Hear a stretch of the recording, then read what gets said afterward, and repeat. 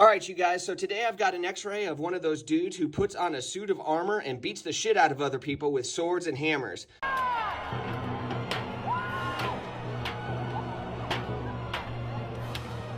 So we've got 4 x-rays of him. I'm going to go through all of his x-rays and compare them to just normal people.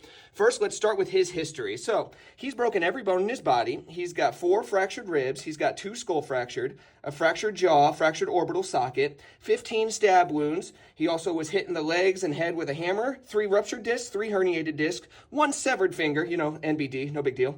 8 broken fingers, overworked rotator cuff, 4 major car accidents, yada, yada, yada. He's broken every bone in his body. So let's take a look at his x-rays, but let's compare him to a normal first. So this is what a normal x-ray of the neck looks like. So we've seen this in previous videos. We want that good reversal of the curve, all of the spaces between each one of the segments, nice, well-defined, nothing funky coming off the front, even spaces, all good stuff. Let's take a look at what happens when you go into degeneration. So you see how we start going kinked forward like that. We lose that normal curve right in here. You see how those disc spaces are all collapsed like that? We get the osteophytes coming off the front there as these things literally start fusing. So this is what degeneration arthritis in the neck looks like. Let's come back and let's take a look at our guys. So let's start with his lateral cervical one. First thing we notice is that curve is still there. So we have a well-maintained curve. Spaces between each one of the segments, not bad. We're a little compressed right there. So you see how that's a little V, but nothing too crazy. Spaces are still well intact. No kink going on there as well. So overall pretty good. We got a little hump going on up in there, so we have a kyphosis in the thoracic spine, increased kyphosis, but nothing too crazy.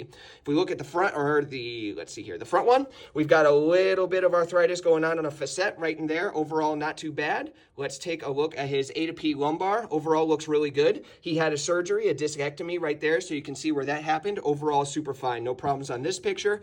Lateral lumbar, again, you can see the discectomy right in there. Everything else looks good. This is exactly how we want that curve. Now, let's compare that to a bunch of other people around the same age. So you can see he was born in 1989, comparatively, relatively same age, a bunch of people who all have office jobs. I picked a bunch of them. So let's go over this one. Again, what's the first thing we notice? We've got that kink going on there. This person has no broken bones, no problems, but the problem is they sit at an office all day. They're not active. When were they born? 1995. Let's take a look at another one. Boom, we've got that kink going on. What do we got? 1993. Let's look at another one. Boom, kink. What do we have? 1992. Again, we've got that kink. What do we got? 1996. Let's look at another one. We've got the kink. We've got 2001.